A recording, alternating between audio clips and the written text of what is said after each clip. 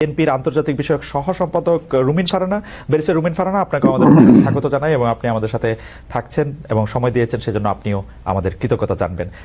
আমাদের সাথে আরও আছেন বাংলাদেশ খেলাফত মজলিসের মহাসচিব জনাব মামুনুল হক। আপনাকে আমরা শুভেচ্ছা জানাই, কৃতজ্ঞতা জানাই, আপনি আমাদের সাথে যুক্ত হয়েছেন, আপনার সময় দিয়েছেন, সেজন্য আপনি আমাদের কৃতজ্ঞতা জানবেন। জি, আমরা আপনাদের একটু কৃতজ্ঞতা জ্ঞাপন করি এবং সকল দর্শকদেরকে। আমি একটু জনাব মামুনুল হকের কাছে প্রথমে যেতে চাই আপনার অনুমতি নিয়ে। তো আপনাকে কোট করেই আমরা একটি প্রশ্ন জনাব মামুনুল হককে করতে চাই। আমরা গত 3 মাসে কিন্তু আরও কিছু ঘটনার খবর পেয়েছি যেখানে রাস্তায় চলাচলরত নারীরা আক্রান্ত হয়েছেন, পোশাক নিয়ে নারীদের কটূক্তি করা হয়েছে বা হচ্ছে। এসব ঘটনায় আপনাদের ক্ষেত্রে আপনাদের সমর্থন কি আছে? অনেক ক্ষেত্রে তৌহিদি জনতার কথা বলা হয়েছে। আমি একটু শেষ করি, আমরা একটু শেষ করি। তো অনেক ক্ষেত্রে তৌহিদি জনতার কথা বলা হচ্ছে। এই তৌহিদি জনতা আসলে কারা? তাদের আপনি চেনেন কিনা, জানেন কিনা? জনাব মামুনুল হক। আপনাকে অসংখ্য অসংখ্য ধন্যবাদ খালেদ ভাই। আমি মনে করি যারা একজন নারীর বিতর্কের উত্তরে পাল্টা তর্ক দিতে জানে না, যারা সেই নারীর ব্যক্তিগত জীবন, তার সাজ পোশাক নিয়ে আলোচনায় বেশি সময় ব্যয় করে এবং মনে করে ওটাই আক্রমণের কায়দা। আজকে সম্মানিত অতিথি যে কথাগুলো বললেন, সেই কথাগুলো সমাজের খুবই একেবারে বিচ্ছিন্ন কিছু ঘটনা। আর এর বিপরীত দিকে আমরা এই দেশে এই মানে প্রকৃত অর্থে যারা প্র্যাকটিসিং মুসলিম, আমরা আমাদের বেশভূষায় এবং লেবাস পোশাকে আমরা যে কতটা এখানে নানাভাবে বৈষম্যের শিকার, হেনস্থার শিকার, তার খুব কম দৃষ্টান্তই আপনারা মিডিয়াতেও আনেন। আর আপনাদের এই সাধারণ যেই যারা মহলে চলাফেরা করেন, আপনাদের খুব কম আমার মনে হয় এটা জানাশোনা আছে। এই যে কালী পূজার যে দৃষ্টান্ত উনি আনলেন, আমি যদি এর বিপরীতে দৃষ্টান্ত আনি যে বাংলাদেশের বুয়েটের মতো একটা শিক্ষা প্রতিষ্ঠানে, সেখানে সব ধরনের গান বাদ্য ইত্যাদির অনুষ্ঠানগুলো দেদারসে হচ্ছে, কখনোই সেখানে এটা নিয়ে কখনো কোনো সময় পারমিশনের ক্ষেত্রে কোনো বিধিনিষেধ হচ্ছে না। অথচ তারা একটা কোরআনের তাফসিরের আলোচনা করতে গিয়ে অনুমতি চেয়েছিলেন। রাসূল সাল্লাল্লাহু আলাইহি ওয়াসাল্লামের জীবনী আলোচনার মতো একটা খুব একটা সাধারণ মানের ধর্মীয় অনুষ্ঠান আয়োজন করা পারমিশন চেয়েও বুয়েটের কর্তৃপক্ষের কাছ থেকে সেই অনুমোদনটা পাননি। এটা সকল মিডিয়াতে এসেছে। ঢাকা বিশ্ববিদ্যালয়ের কথা যদি বলি, এই ঢাকা বিশ্ববিদ্যালয়ে আপনারা কত কত বছর, কত যুগ পর্যন্ত ইসলামের নামে কোনো ছাত্র সংগঠনকে আপনারা একটা প্রোগ্রাম করতে দেয় নাই, অথচ সেখানে অন্য সব ধরনের ছাত্র সংগঠনগুলো তারা কার্যক্রম পরিচালনা করছে। কমিউনিজমের মতাদর্শের যারা, তারা করতে পারবে, অন্যান্য তারা করতে পারবে। শুধু ইসলামী ছাত্র সংগঠনের নাম নেওয়া হলেই ঢাকা বিশ্ববিদ্যালয় তাদেরকে অচ্ছুত হিসেবে সাব্যস্ত করে রাখা হয়েছিল। এই বিষয়ে তো কোনোদিন ওনারা কথা বলেন। জনাব মামুনুল হক, একটু জানতে চাইছি যে ইসলামের নাম নিয়ে কোনো প্রোগ্রাম ঢাকা বিশ্ববিদ্যালয় হয় না, কিন্তু অন্য কোনো ধর্মীয় আলোচনার বা কোনো এরকম কোনো প্রোগ্রাম কি হয়েছে? মানে আসলে তো ইসলাম নিয়ে অনেক ধরনের প্রোগ্রাম ঢাকা বিশ্ববিদ্যালয়ে হয়েছে, সেটা আমিও জানি, ইসলামের নিয়ে অনেক কিছু হয়েছে। ব্যাপকভাবে দেখেন, প্রায় প্রতিটি হলেই খুব সুন্দরভাবে ব্যাপকভাবে সেখানে হিন্দু ধর্মাবলম্বী সংখ্যা কত সেটারও কোনো হিসাব করা হয় না। তাদেরকে নির্বিঘ্নে হলের মধ্যে জাঁকজমকপূর্ণভাবে তারা পূজার আয়োজন করছে। আমি জনাব মামুনুল হক ঢাকা বিশ্ববিদ্যালয়ের ব্যাপারটা একটু বলি। আমি একটু ঢাকা বিশ্ববিদ্যালয়ে তখন সেখানে অনুমোদন পাওয়া যায়। আমি ঢাকা বিশ্ববিদ্যালয়ের কথাটা একটু বলি। ঢাকা বিশ্ববিদ্যালয়ে আরবি, ইসলামের ইতিহাস ও সংস্কৃতি, ইসলামিক স্টাডিজ যেটা ইসলামী শিক্ষা সহ, ফার্সি সহ এবং আরও বেশ কিছু জায়গায় নিয়মিত এই ডিপার্টমেন্টগুলিতে নিয়মিত কোরআনের তাফসির, কোরআনের গল্প, কোরআনের থেকে বিভিন্ন উদাহরণ, হাদিসের বিভিন্ন রকম কথা, এগুলি নিয়ে নিয়মিত সেমিনারের আয়োজন করা হয়। নিয়মিত কিন্তু এগুলি করা হয় একাডেমিক কার্যক্রমের অংশ হিসেবে।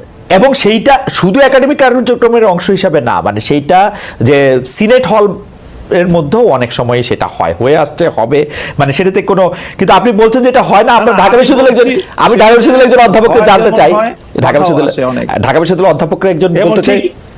ঠিক একই ভাবে যে কালী পূজার যে ঘটনা ম্যাডাম বললেন, সেটাও অবশ্যই ঘটনা সম্পর্কে তো আমরা বিস্তারিত জানি না, হয়তো কোনো ছাত্র বিচ্ছিন্ন হবে সেই ধরনের কিছু করে থাকতে পারে।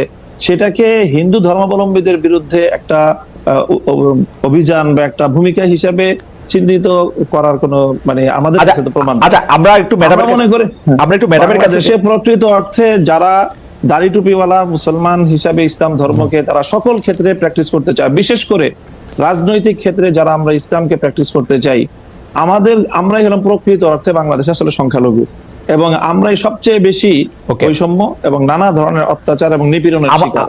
এবং আমাদের এই নিপীড়নের বিরুদ্ধে কখনোই সমাজের এই যে সাধারণ শিক্ষা ব্যবস্থার যারা শিক্ষক মহোদয় আছেন বা অন্যান্য আপনাদেরও খুব একটা সোচ্চার কখনো আমরা পাই। আচ্ছা, আমরা এটা অধ্যাপক মাহবুবকে জানতে চাইবো। আমি একটু আপনার কাছ থেকে এটা জানতে চাই যে ধরেন বাংলাদেশে আপনি যে ধরনের রাষ্ট্র ব্যবস্থা কায়েম করতে যাচ্ছেন, ধরেন যে খিলাফা, সেই খিলাফা আসলো, তাহলে কি আপনারা এই যে ধরেন কালী পূজার কথা বলা হলো সেগুলি বন্ধ করে দিবেন? যে না, রমনায় বা বন্ধ হবে কেন, সেগুলি করতে দিবেন? সেগুলি করতে দিবেন। প্রত্যেক ধর্মাবলম্বীর যার যার ধর্মীয় রীতি অনুযায়ী তার সে ধর্মীয় স্বাধীনতা ভোগ করবে, তার জানমালের নিরাপত্তার যে বিষয়গুলো আছে, ইসলামী রাষ্ট্র ব্যবস্থা, ইসলামী রাজনৈতিক যে বন্দোবস্ত, সেখানে অন্য ধর্মাবলম্বীদের ধর্ম পালনের শুধু স্বাধীনতা নয় বরং নিরাপত্তা নিশ্চিত করা হয়েছে, এবং সেই নিরাপত্তা অবশ্যই বাস্তবায়ন করা হবে। তাদেরকে কি জিজিয়া কর দিতে হবে? এখন আমি প্রথমেই কথা বলি যে আমরা মুসলিম কি অমুসলিম। যদি আমি মুসলিম হয়ে থাকি তাহলে আমাকে অবশ্যই কোরআনের প্রত্যেকটা আইনকে বিশ্বাস করতে হবে, মানতে হবে।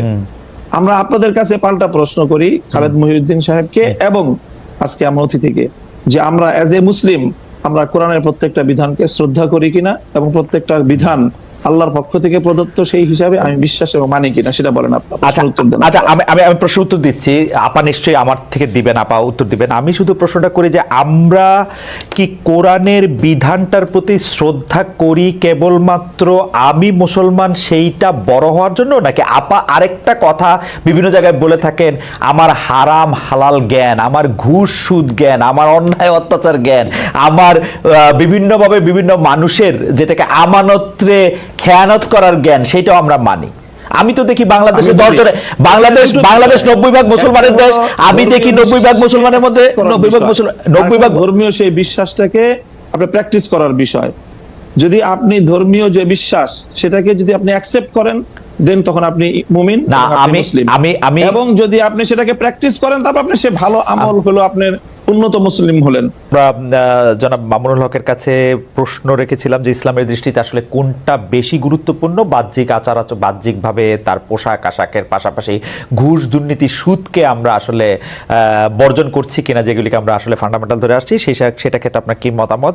এবং সোশ্যাল মিডিয়ায় যাদেরকে আমরা ইসলামী বক্তা বলে থাকি তাদের কিছু বক্তব্য এরকম তুলনা করা হচ্ছে যারা একসময় ক্ষুদ্র ঋণ নিয়ে সুদ নিয়ে ডক্টর মোহাম্মদ ইউনূসের সমালোচনা করেছিলেন, তারা আবার তার প্রশংসা করছেন।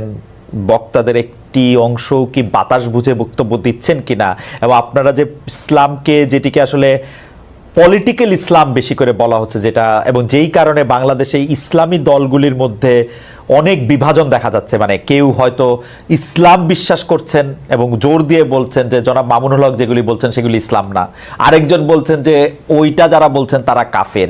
ওই পুরো ব্যাপারটা ধরে যদি একটু আলোচনা করেন যে আসলে কোনটা বেশি গুরুত্বপূর্ণ, কোনটাকে আমরা ফান্ডামেন্টাল ধরবো, জনাব মামুনুল হক। আসলে অনেকগুলো মানে এখন বিষয় আমার সামনে আলোচনার জন্য, সময় কতটুকু পাবো আমি জানি না। মিসেস মাহবুব সাহেব তো উনি বললেন যে ওনাকে মনে হয় সময় কম দেয়া হচ্ছে। আমি আসলে শুরুতেই বলেছিলাম যে আসলে বিতর্কের আলোকে আমি কথাগুলো বলতে চাইনি। প্রথম যে প্রসঙ্গটা আপনারা দুজনই আলোচনার মধ্যে আনলেন, আমি ঢাকা বিশ্ববিদ্যালয় সহ আমাদের বুয়েটের ক্যাম্পাস যেই স্পেসিফিক যেই কথাটা আমি বলেছি, আপনারা খবর নিয়ে দেখেন, গত 1 মাসের ব্যবধানের ঘটনা। ঢাকা বিশ্ববিদ্যালয়ে একটা সিরাতুন নবী অনুষ্ঠান করার সুযোগ দেওয়া হয়েছে, এবং এই অনুষ্ঠানটাকে ঢাকা বিশ্ববিদ্যালয়ের ইতিহাসে দীর্ঘদিন পরে এই ধরনের একটা অনুষ্ঠানের একটা মানে ব্যতিক্রমী আয়োজন হিসাবে গোটা ঢাকা বিশ্ববিদ্যালয় এটাকে খুব তারা উৎসাহিত করেছে। সেম একই ধরনের অনুষ্ঠানের অনুমতি চেয়ে বুয়েটের ছাত্ররা বুয়েটের প্রশাসনের কাছ থেকে অনুমতিটা পায়নি। আপনারা যে দৃষ্টান্তগুলো এনেছেন সেটা হলো একাডেমিক যে ইসলামিক স্টাডিজ বিভাগ আছে, আরবি ভাষা সাহিত্য আছে, উর্দু আছে, ফার্সি আছে, অ্যাজ এ ল্যাঙ্গুয়েজ বা একটা সাবজেক্ট হিসাবে পড়াশোনার বিষয়ে আমি এই জায়গাটা আমার প্রশ্ন ছিল না। আমার প্রশ্ন হলো যে বিগত 50 বছরে ঢাকা বিশ্ববিদ্যালয়ে ইসলামী ছাত্র মজলিস, ইসলামী ছাত্র আন্দোলন, ইসলামী ছাত্র শিবির নামে আপনারা ঢাকা বিশ্ববিদ্যালয়ের ক্যাম্পাসে কোনো কার্যক্রম পরিচালনা করার সুযোগ আপনারা দিয়েছেন ইসলামী কোনো সংগঠনকে? দেওয়া হয় নাই।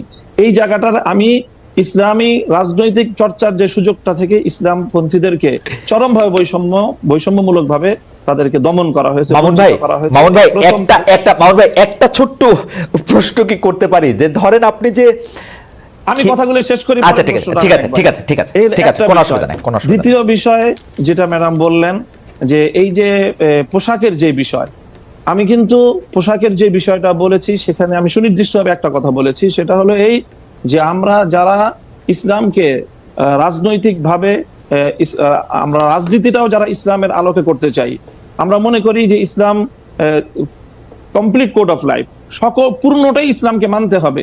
আমি ব্যক্তিগত জীবনে ইসলামকে মানবো, আমি ব্যবসার ক্ষেত্রে অর্থনীতির ক্ষেত্রে ইসলামকে মানবো না, অথবা রাজনীতির ক্ষেত্রে ইসলামকে মানবো না। ইসলামকে এভাবে খণ্ডিত আকারে মানার কোনো সুযোগ আল্লাহর কোরআন দেয়নি, বরং পরিপূর্ণভাবে ইসলামকে, যারা পরিপূর্ণভাবে ইসলামকে মানতে চাই এবং বিশেষ করে যারা আমরা রাজনীতিতে ইসলামকে অনুসরণ করতে চাই, আমাদের উপর রাষ্ট্রীয় যে দমন পীড়ন চালানো হয়েছে সেটা অন্য কোনো আদর্শিকভাবে রাজনীতি যারা করে, আদর্শিক কারণে অন্য কারোর উপরে সেই বৈষম্যটা বাংলাদেশে অতীতে হয়নি। এই জায়গাটার কথা বলেছি। আপনারা বিষয়টা বারবারই আপনারা আলোচ্য বিষয়টা ভিন্ন দিকে নিয়ে না না আচ্ছা ঠিক আছে। দ্বিতীয় বিষয় আমি বলি আপনি যে প্রশ্ন করেছেন সেই প্রশ্নের জায়গায় আমি আসি, যে একটা বিষয়ের গুরুত্ব আছে, সবটারই গুরুত্ব রয়েছে। সুদ, ঘুষ, দুর্নীতি সহ যেই সকল বিষয়গুলো ইসলাম নিষিদ্ধ করেছে, এর প্রত্যেকটার বিষয়ে আমরা ফোকাস করি, আমরা আলোচনা করি। হয়তো সবটা আপনারা শুনেন না বা সবটা সেইভাবে মিডিয়ায় কভারেজ পায় না। মিডিয়ায় কভারেজ পায় সাধারণত চলমান ইস্যুগুলো এবং যে বিষয়গুলোকে রাজনীতির সাথে সংশ্লিষ্ট সেই বিষয়গুলো গুরুত্ব পায় বা সেই বিষয়গুলো হয়তো অনেকটা ফোকাস হয়, কিন্তু সবটা বিষয় একই। সর্বশেষ আপনি যে কথাটা এনেছেন, এই যে ক্ষুদ্র ঋণ এবং সুদ ব্যবস্থা এবং ডক্টর ইউনূস সাহেবের সাথে বর্তমান সময়ে তার যে প্রশংসামূলক কিছু কথাবার্তা, দেখেন এখনো আমরা বলি যে সুদ ইসলামের দৃষ্টিতে জঘন্যতম একটা অপরাধ এবং নিষিদ্ধ একটা বিষয়। কাজেই সেটা ক্ষুদ্র হোক আর বৃহৎ আকারে হোক, ক্ষুদ্র ঋণের মাধ্যমে যে কাজটা হয়েছে সেটা হলো সমাজের তৃণমূল পর্যায় পর্যন্ত সুদ ব্যবস্থাটাকে পৌঁছে দেওয়া হয়েছে। সেই জায়গাটা থেকে আমরা অতীতেও সমালোচনা করেছি, আজও ডক্টর ইউনূস সাহেবের সমালোচনা করছি, ভবিষ্যতেও আমরা সেই জায়গা থেকে, ইসলামের জায়গা থেকে, যদি আমি মুসলিম হয়ে থাকি আমাকে সেই সুদ ব্যবস্থার বিরুদ্ধে আমাকে কথা বলতেই হবে। সুদ ব্যবস্থার প্রবর্তক হিসাবে এবং ক্ষুদ্র ঋণের মাধ্যমে সুদকে তৃণমূল পর্যায়ে পর্যন্ত পৌঁছে দেওয়ার জন্য আমরা ডক্টর ইউনূস সাহেবের সমালোচনা ভবিষ্যতেও করব। তবে তিনি একটা জায়গায় ভুল করেন, একটা জায়গায় সমালোচনার পাত্র, তাই বলে ওনার সব কাজই যে সমালোচনার যোগ্য সেটা নয়। তিনি দেশের অন্যান্য ক্ষেত্রে একটা দেশকে সামনের দিকে অগ্রসর করার ক্ষেত্রে এবং দেশের বর্তমান সংকট, মামুন ভাই আপনার বক্তব্য পরিষ্কার, নেতৃত্ব দিতে পারছেন। মামুন ভাই আমি একটু প্রশ্নটা করি, মামুন ভাই আমি একটু প্রশ্নটা করি যে আপনি ইসলাম নিয়ে যারা রাজনীতি করছেন তাদের পরিপূর্ণ রাজনীতি, কিন্তু আপনি ধরে নেন যে আমরা সাধারণ বাংলাদেশের মানুষ আমরা ফলো করতে চাই আপনাদের আলেমদের, কিন্তু আমরা তো স্পষ্ট দেখতে পাচ্ছি যে আপনারা ঈদে মিলাদুন্নবী করবেন কি করবেন না সেটা নিয়ে দুই পক্ষ, তিন পক্ষ, বহু পক্ষ, 100 পক্ষ দাঁড়িয়ে গেছে। আমি শেষ করি, এটি নামাজ কিভাবে পড়া হবে কি পড়া হবে না সেটি আপনারা আসল ইসলাম নাকি চরমনাই আসল ইসলাম, আসল ইসলাম কি আসলে আটরশি, আসল ইসলাম কি আসলে মাওলানা রাজ্জাক সাহেব, এইটা নিয়ে তর্ক ছাড়া তো আমি মানে আর কোনো কিছু দেখি না। আরেকটা প্রশ্ন আমাদেরকে আপনার জন্য করেছেন, উনিও একজন আলেম, উনি বলেছেন যে খ্রিস্টান শাসন বলতে কি বোঝাচ্ছেন, তারা কি বাইবেল অনুসারে শাসন করছেন, এখন আমেরিকা ইউরোপ যে শাসনে চলছে সেটা খ্রিস্টান ধর্মীয় শাসন কিনা, সৌদি আরবে যা চলছে তা ইসলামী শাসন কিনা, সৌদি আরবে ছাত্র সংগঠন করার অনুমতি রয়েছে কিনা। আমি আপনার কাছ থেকে একটু মানে খুবই ক্ষমা চেয়ে নিয়ে 2 মিনিটে একটু শেষ করতে বলছি, আমার একটু টাইম কনস্ট্রেইন আছে। জি জি, প্রথম প্রশ্নটা আবার বলেন তো একটু। প্রথম প্রশ্নটা হচ্ছে যে আপনি পরিপূর্ণ ইসলাম বলছেন কিন্তু সাংঘর্ষিক, এই যে আপনি ঈদে মিলাদুন্নবী সহ যে সকল মতবিরোধপূর্ণ যে বিষয়গুলি আপনি প্রশ্ন তুললেন, দেখেন আমাদের মতবিরোধপূর্ণ বিষয় খুবই গৌণ। মৌলিক কোন বিষয়ে আমাদের মধ্যে ইসলামিক যারা বিভিন্ন স্কুল অফ থট যারা আমরা ফলো করে থাকি, আমাদের মধ্যে কোনো দ্বিমত নেই। 5 ওয়াক্ত নামাজ এই বিষয়ে কেউ দ্বিমত করেছে, রমজান মাসে 30টা রোজা রাখতে হবে এই বিষয়ে কেউ দ্বিমত করেছে, প্রত্যেকটা মুসলমানের উপর সামর্থ্য থাকলে একবার হজ করা ফরজ কেউ দ্বিমত করেছে, প্রত্যেকটা যারা নাকি সামর্থ্যবান তাদেরকে যাকাত দিতে হবে এই বিষয়ে দ্বিমত করেছে, এবং ফজরের নামাজ 2 রাকাত, জোহরের নামাজ 4 রাকাত, আসরের নামাজ 4 রাকাত, মাগরিবের নামাজ 3 রাকাত, এশার নামাজ 4 রাকাত, এই বিষয়ে আজ পর্যন্ত কাউকে আপনি দ্বিমত পেয়েছেন? খুবই শাখাগত কিছু বিষয়ে দ্বিমত রয়েছে মুসলমানদের মধ্যে এবং সেই বিষয়গুলো আলোচনার মধ্যে আসে এবং সেটা প্রত্যেকটা মতাদর্শের মধ্যে যখনই আপনি আলোচনা, জ্ঞানগত আলোচনা হবে তখন সেই দ্বিমতগুলি আসবে সেখানে।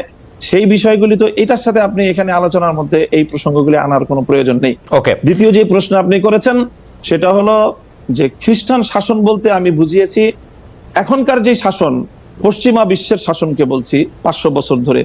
এর আগ পর্যন্ত আমি যেটা বলেছি যে যে পশ্চিমা বিশ্বের এই সেকুলার রাষ্ট্র ব্যবস্থা বা রাজনৈতিক এই যে গির্জা বিপরীত যে রাষ্ট্র ব্যবস্থা পশ্চিমা বিশ্ব অনুসরণ করছে, এর আগ পর্যন্ত তাদের যে শাসন ব্যবস্থা ছিল সেটা খ্রিস্ট শাসন ব্যবস্থা ছিল। আমি সেখানে বলেছি যে সেই খ্রিস্ট ব্যবস্থায় ব্যাপকভাবে খ্রিস্ট রাষ্ট্রগুলো কর্তৃক ইহুদিরা নিগৃহীত হয়েছে এবং সেই সময়টা ইহুদিরা মুসলমানদের প্রোটেকশনে তারা থেকেছে। ওই জায়গাটা আমি বলেছি।